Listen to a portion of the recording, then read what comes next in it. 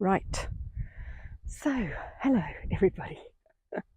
I'm hoping that my microphone is working because I have switched my filming devices. I've gone back to my phone again because my other thing I've been using, I don't know, I think it's a little bit up here in my brain, but every time I try to upload these information from the video, I keep deleting it by mistake. So I've gone back to the old-fashioned phone with mic. Let's do that. So here we are on the allotment. So I'm coming over to the allotment regularly now. I'm coming over every day, well, mainly to weed actually, because the weeds are quite prolific here on the allotment. So I am doing a path a day, and as I go down the path every day on either side the beds, I'm weeding in the beds as well. And I'm trying to get things planted out now for autumn and winter. Yesterday I planted out a brassica bed, so I'm very happy with that, and that has got my calets in it and some what do you call it, calibres as well.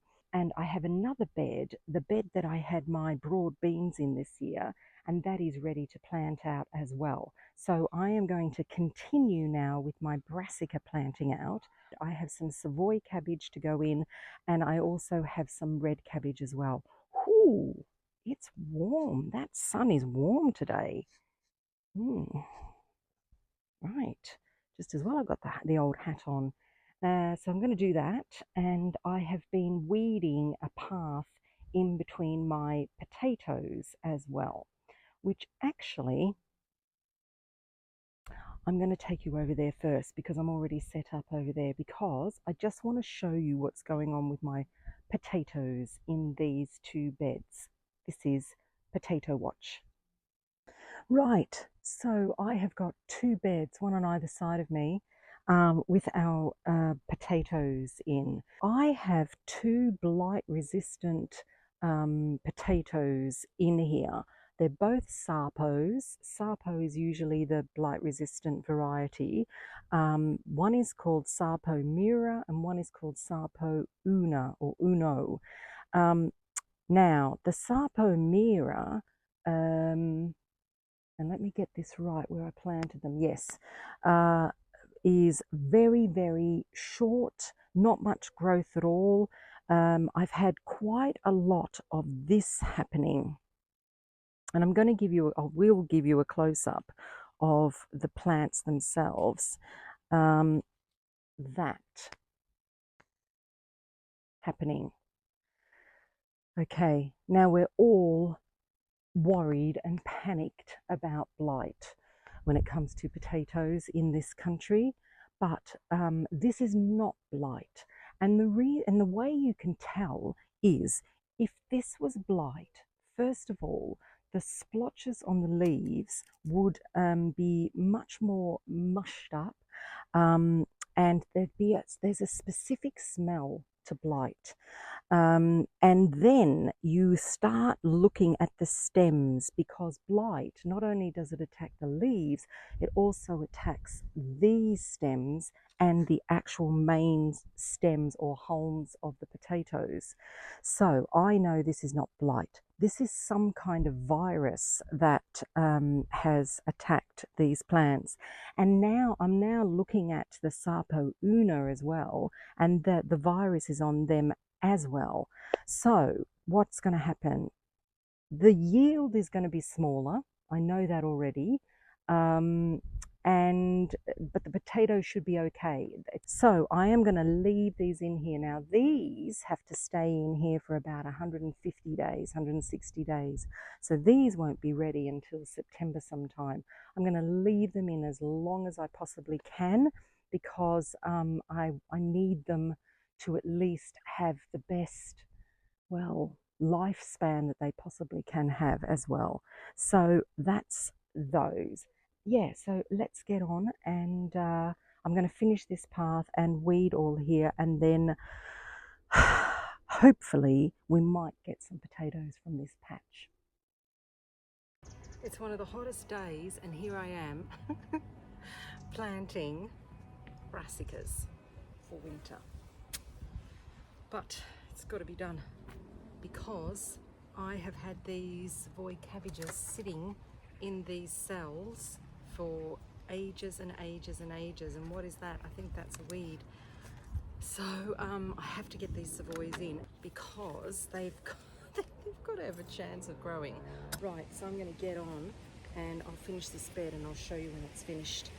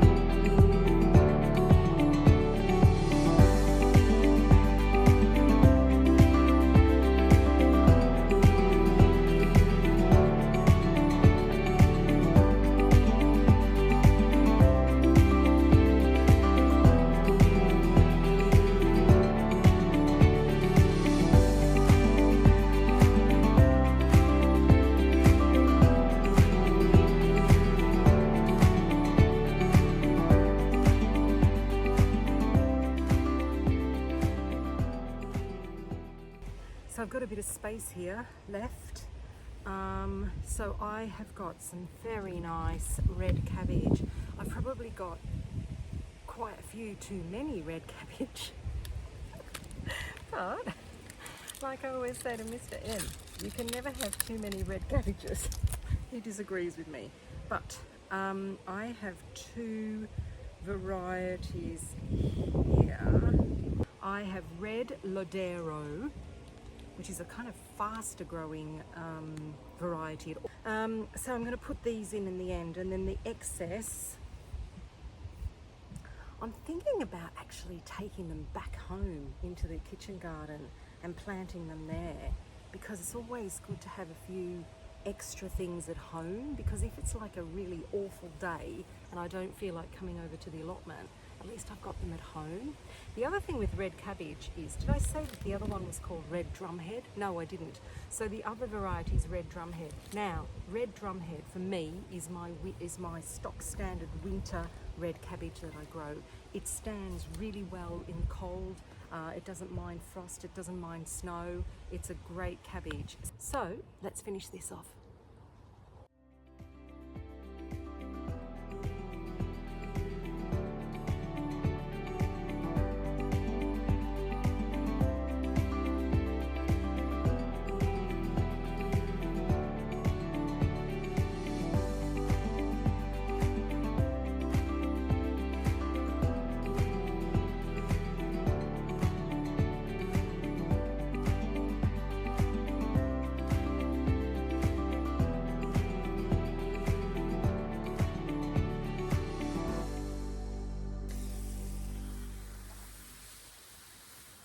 So it's time now for me to refill my Flexi Tank of my Autopot system.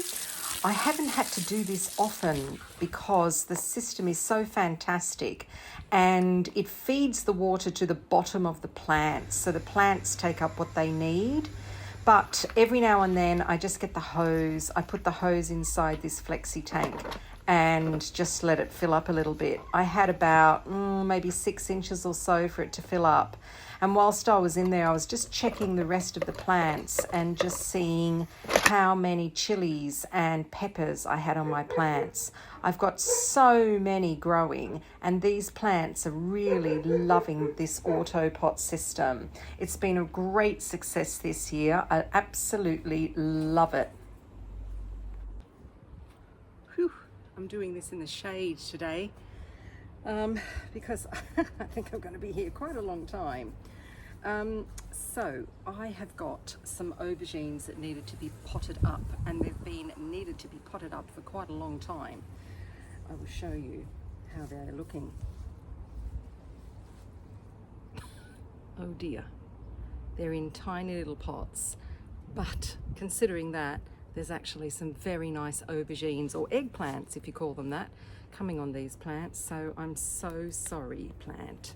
You're going to be very, very happy with me, and I hope that you don't actually repay me by dying off.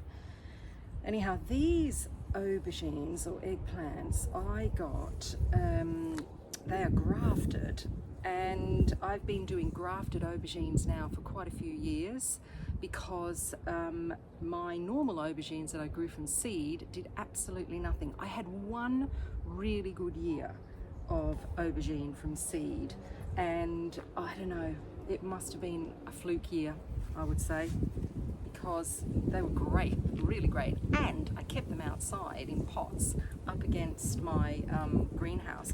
And actually, I don't even think the greenhouse was there at the time, so up against a wall, and they did really well. So now I am going to pop these on. I don't have many of them, so I have got 2 lots of different grafted aubergines. One is called Bonica, and Bonica does really well in the UK. You can grow it from seed, but I always grow grafted now. And the reason I grow grafted, if you watch me, then you see that all my main crop tomatoes are grafted as well, is because they are more resistant to disease and pests, and you get a higher yield from them. And obviously they do really well in very small pots and treated awfully. So I am going to treat them nice now, and I am going to put them in proper pots, nice big ones. These are 10-litre pots, and they are perfect really for aubergines. You can put them out in the ground if you want to, but I've had no success with that. But what I am going to do as a little experiment is a few of these pots I am going to leave outside. The rest are going to go in my big greenhouse. I've also noticed that I've got a few chilies that I haven't potted up yet that I want. And I've noticed here that I've got a Buena Mulata here that I haven't potted up. And I'm just looking in the... No, see, I don't have one. I've got my lemon drop, but I don't have the Buena Mulata, so this has got to go in. And I'm just going to go through all of my plants. Oh, and here's another one that I haven't got potted up yet. This is a piri piri, which is really lovely. So I usually do a piri piri, or I do a Thai bird's eye chili every year, and this year it's piri piri's turn. Let's go through and see what I've got.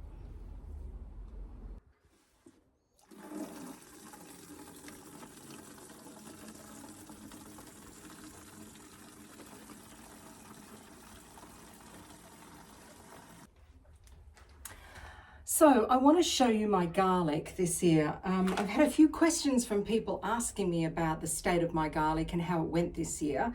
And I have a positive and a negative to show you. Shall we look at the negative first? So I put in my own garlic, saved garlic, and that bed didn't come up hardly at all. And I got nothing from that bed. They were tiny. I mean, they were even smaller than this garlic here. And then the other 2 beds that I had garlic that I bought, and also some elephant garlic. So the best looking specimen that I've got down here, because I'm drying it in 2 places, is, let's have a look at this one. This isn't too bad. This. That's the best looking specimen. I might have a better one further down. I'm kind of under the house here. We have a walk through under our house to the front of the house and through the back. And this is where we dry. This is where we do the first stage of drying the garlic. So we just hang it until the necks start to get really hard. And what happens is they work like onions. The necks start closing up. And once they close up, we then chop them off, take off all the roots at the bottom, and then we put them actually inside in the basement. So yeah, that's that. It's not great, is it? There are a few reasons. The first reason was that all of my garlic got rust, and I hung on to it as long as I possibly could in the ground, hoping that it would grow. But honestly, when garlic and when alliums get rust, it's kind of, that's it. You may as well take them out because they really don't grow anymore. The other thing was, I noticed that a few of them had allium leaf miners, so then that really panicked me, and I thought, oh gosh, now I really have to do something about this. But luckily, I did actually get them before the allium leaf miner took hold. I've got a few that are hanging on some chicken wire here, and I mean, they're just awful, really awful. Look. You can just see that's the rust all along here. But I mean, look at that. That's not, I mean, we'll use it because it is completely organic, even though it's rusty. Rusty organic. So we will use it, but it's not great, is it? So that's a bit of a disappointment. Let me just hang it here. And I'm going to take you now further down the passage and I'll show you something good. Right, so the light down here isn't as good. Actually, I do have a better, I think it's elephant garlic. No, I don't. I've got some real rubbish garlic here. However, the elephant garlic was a totally different story because that didn't get rust at all. And if that is the variety that I'm going to grow more of this year. So let's just take one off here and I'll show you. This is ready to process. Look at that. That's a beauty. And see these little things here? I could plant these back into the garden. These are little bulbils that they make, elephant garlic. And you can plant those back in. And in a couple of years, they'll actually grow into proper elephant garlic. But I don't really bother. Yeah, okay, so we're ready to do our processing of elephant garlic here because I can feel that the necks are really hard now, and like I said, they close up, and then that means that they're not really going to get any fungal diseases in there. But I was so happy. If you haven't grown elephant garlic before, it is actually not from the garlic family, it is from the leek family. So the taste is not hugely, it's not really strong garlic because it is mixed with this kind of leeky taste as well. But I love it, I absolutely love it. Look at this. So that there is one of the cloves of elephant garlic. It's also massive, and that's why it's called elephant garlic. And yeah, I love the taste of it. A few people that I've spoken to say they don't like the taste at all of elephant garlic because it's not garlicky enough for them. But hey, when you've got the disaster that we had, I tell you what, you're going to eat your elephant garlic, that's for sure. So we've got a few of those. They'll last us for a while, and other than that, no other garlic, which is really disappointing because last year we had amazing garlic. And I also grew some green garlic, so I want to go and show you that as well for a bit of a laugh. Right, so here is my green garlic. So when I planted up my garlic in the garden last year, I had these, you know, those little cloves that nothing's going to happen with those. So I put them in these pots here for green garlic because I had every intention of eating this garlic green, and I didn't. And that's what became of them. And they're full of black fly. I don't know whether you get this problem, but whenever I plant things like chives, mainly chives actually, I always get, oh, and sometimes if I put spring onions in my veggie pod as well, I sometimes get black fly. Black fly loves alliums, I've noticed. So that was the first pot, and I've got another pot exactly the same. But it's good because I need these pots now, because these pots are part of my Autopot system that I've got in the big greenhouse behind me. And I've got a couple of cucumbers to put in them, hoping that I'm going to get some late cucumbers in later on in the year. Anyhow, that was my garlic. So I've got some chard to go into this bed. I've got a few leftover chard here. This chard, I had, ooh, gosh, 1, 2, 3, 4 different varieties in this tray here. So down the end, I had my favorite, which is the Barese chard, Italian chard. I think it's Sicilian actually, and it's fabulous. The only unfortunate thing is most of them bolted and went to seed. So I am deliberating about putting in some more seeds. It's a little late if you want to have really big leaves on chard and you want to have them outside, either in your kitchen garden or on the allotment. But if you want to grow them in pots or under cover, like a polytunnel or a greenhouse, then you can still get really big leaves. I'm not really fussed. I just particularly like that variety, so I think I'm going to put a few more seeds in. The other varieties I've got here are one called 5-colour silver beet. I got those seeds from Baker Creek Seeds, so they've been pretty good. And the other ones that I've got is the rainbow chard, and I've got a few of these left here, just in these 40 cells from Containerwise. And I pulled out everything that had gone to seed and bolted. All of this stuff here looks pretty good. I just keep an eye on it, and if it does go to seed, if your chard goes to seed, you can't really save it because it's sent out a flower leader to flower, and you really don't get a great deal going on around it if you want any leaves. So you're actually better off starting again with more seeds and putting them in. I want to sow some turnips today. I don't usually sow them through the summer, and then I start again now, and I do successional sowings until end of September really, and I love this particular variety. This variety is called Tokyo Cross. It's an F1. There we are. It's a little white, delicious turnip, creamy turnip, about the size of, just a bit bigger than a golf ball is how you want to eat them. However, you can grow them a little bit bigger, but if you do pick them at golf ball size, they are absolutely gorgeous.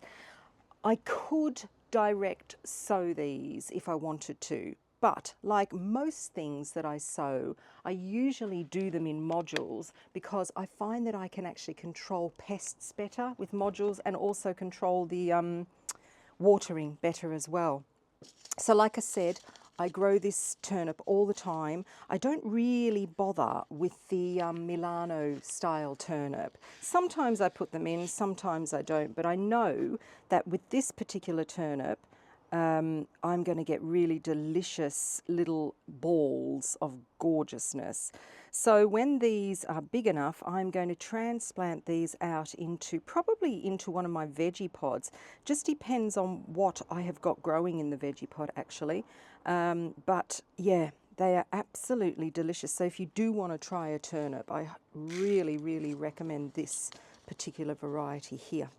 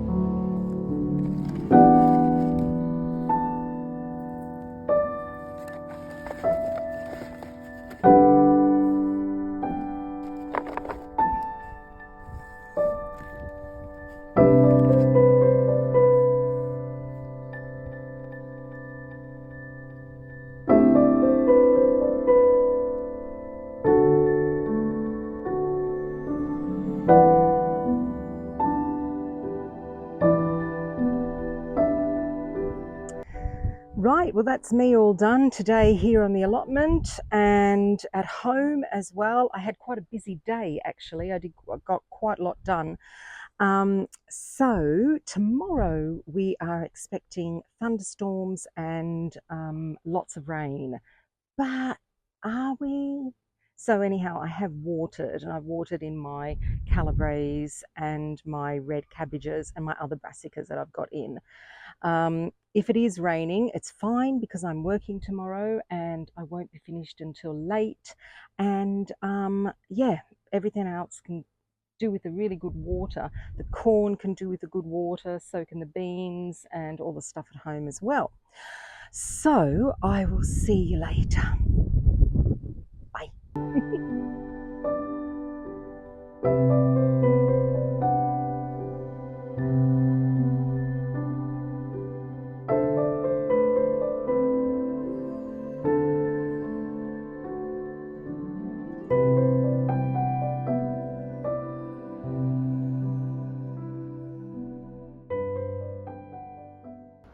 So thank you for joining me for my vlog for the week. So the fails were the garlic, and that's about it actually.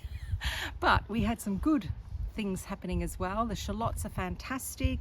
We're starting to get harvests now, which is really exciting. I mean, you may only get like a handful of beans, but that handful of beans you're really going to enjoy. Carrots are coming, courgettes are slow, but they're coming as well, and the tomatoes have started. So every day I'm picking a little bowl of tomatoes. It's all very exciting, and the weather's been really good. We're just going to get a little bit of rain tomorrow, but other than that, it's been a pleasure gardening this week.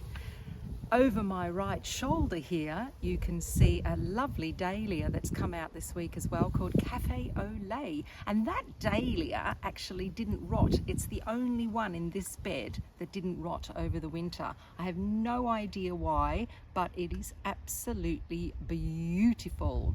So thank you again for watching me. My name's Susie B from SusyBLiving.